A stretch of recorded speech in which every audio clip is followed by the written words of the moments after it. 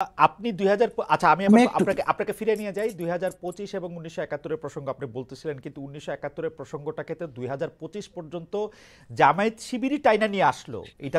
এইটা তো জামায়াতের যদি বাংলাদেশে রাজনীতি করতে হয় এটা তো অনেক আগেই সেটেল হওয়া উচিত ছিল। আপনি একজন ইতিহাসবিদ, গবেষক, বিশ্লেষক, আপনার কি মনে হয় ডক্টর গালিব, এটা জামাতের অনেক আগেই সেটেল করে রাজনীতিটা করা উচিত ছিল না? এটা দুই জায়গা থেকে প্রবলেম হয়েছে। হুম, একটা জায়গা হচ্ছে ধরেন জামাত একাত্তরকে কিভাবে দেখে, সেই হুম, প্রশ্ন কিভাবে ডিল করে, সেখানে দুর্বলতা আছে, ত্রুটি আছে, আমি দ্বিধাহীনভাবে স্বীকার করি। বাট একইভাবে জাতীয়ভাবে আমরা একাত্তর প্রশ্ন কিভাবে মোকাবেলা করব, সেটার ব্যাপারে আমাদেরও প্রবলেম আছে। আমাদেরও রাজনৈতিক দলগুলো আপনার স্বাধীনতার পক্ষ বিপক্ষ কার্ড খেলছে। দেখেন, আমি একটা খুব সিম্পল এক্সাম্পল দিই। আপনি জিয়াউর রহমানকে দেখেন। জিয়াউর রহমান যখন ৭৭-৭৮ সালে ওনার পার্টি করলো, সেই পার্টিতে উনি মুক্তিযুদ্ধের পক্ষ বিপক্ষ কার্ড খেলছিলেন। হুম, উনি কি বলছেন যে যারা যারা মুক্তিযুদ্ধ না তাদের স্যার আমি নিব না? হুম, ওনার পার্টিতে বহু লোক আসছে না যারা মুক্তিযুদ্ধ বিরোধী ছিল, মুসলিম লীগ করছে, তারা আসছে না? হুম। আজকে বিএনপি এই কার্ড কেন খেলতেছে আমারে বলেন? তাহলে উনি তো জিয়াউর রহমানের পলিটিক্যাল ফিলোসফিকে ভায়োলেট করতেছেন। বিএনপি এটা তো দুই দিক থেকে বিএনপি তো আসতে হবে। বিএনপি আমাদের না একটা না, কিন্তু বিএনপি কি আপনার একটু ভুল বুঝতেছেন না? বিএনপি কি এখনো মুক্তিযুদ্ধ কার্ড খেলতেছে না তো। বিএনপি তো জামাত ইসলামীকেও এমন না যে জামাত ইসলামীকে নিবে না এরকম কোনো দল বন্ধ করে রাখছে, তা তো করে নাই। বরং জামায়াত হচ্ছে না, বিএনপির এগেইনস্টে আপনার অনেক টক কথা শোতে বলতেছে। এসে আপনার টক শোতে এসে বিএনপির vice chairman most probably Fazlul ভাই যেই ল্যাঙ্গুয়েজে আপনার কথা বলছে, হ্যাঁ। আপনার কি মনে হয় যে ওনার বক্তব্য যদি আপনি যে কোনো একজন দর্শককে শোনান আর তাকে জিজ্ঞেস করেন এটা আওয়ামী লীগের বক্তব্য না বিএনপির বক্তব্য, আপনি কি মনে করেন ডিস্টিংগুইশ করতে পারবে একজন দর্শক?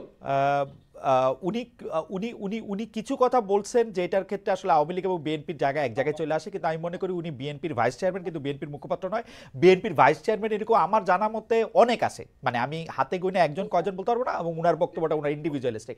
আমি যদি বিএনপির বক্তব্য হিসেবে মির্জা ফখরুল ইসলাম আলমগীরের বা জনাব তারেক রহমানের বক্তব্য, জনাব মির্জা ফখরুল ইসলাম আলমগীরের বক্তব্য যদি আমি বিশ্লেষণ করি, কারণ বেগম খালেদা জিয়া অনেকদিন ধরে কথা বলতেছেন না, তাহলে কিন্তু আমি এরকম দেখি নাই যে তারা আসলে মুক্তিযুদ্ধ ভিত্তিক রাজনীতি, যেটা আওয়ামী লীগের রাজনীতিটা তারা করতেছে, এটা আমার মনে হয় না। গুড, তারা যদি না করে আমি অ্যাপ্রিসিয়েট করব। আমি আপনার আগের পয়েন্টে যাই, আমি হ্যাঁ, জাস্ট ছোট্ট করে দুইটা কনক্লুশন দেই। একটা হলো মুক্তিযুদ্ধের প্রশ্নে আমাদের জাতীয়ভাবে একমত হইতে হবে যে এই পক্ষ বিপক্ষ চেতনা ইন্ডাস্ট্রি যেটা, আমরা এটার মধ্যে যাব না।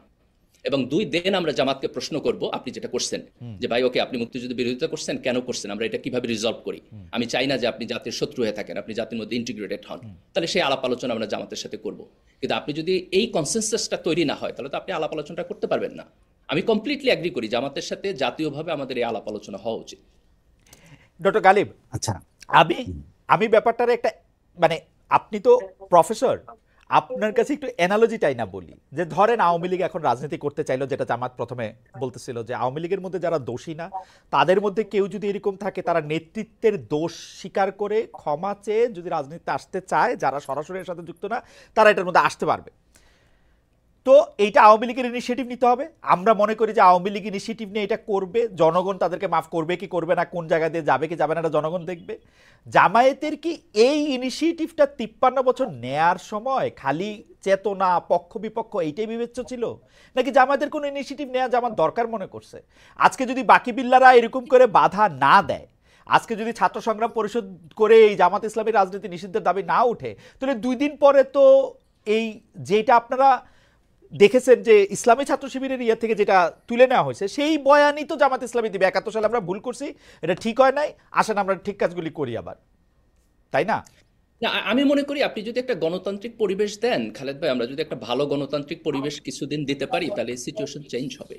এটা দেখেন, আপনি জামাতের মধ্যে এখন যারা, তারা অলমোস্ট নতুন প্রজন্ম। শিবিরের মধ্যে তো সবাই নতুন প্রজন্ম, যারা 1971 সালে ছিলেন এবং যারা পরের প্রজন্ম, তাদের 1971 সালের ঘটনা দেখার দৃষ্টিভঙ্গি ভিন্ন, অ্যানালাইসিস করার দৃষ্টিভঙ্গি ভিন্ন।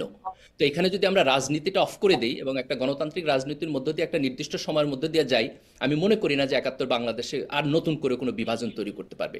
আপনি যেমন ধরেন, আমার জন্ম হয়েছে 1982 সালে, আমি বড় হয়েছি বাংলাদেশে, আমি বাংলাদেশের মানচিত্র দেখে বড় হয়েছি, বাংলাদেশের ইতিহাস দেখে বড় হয়েছি।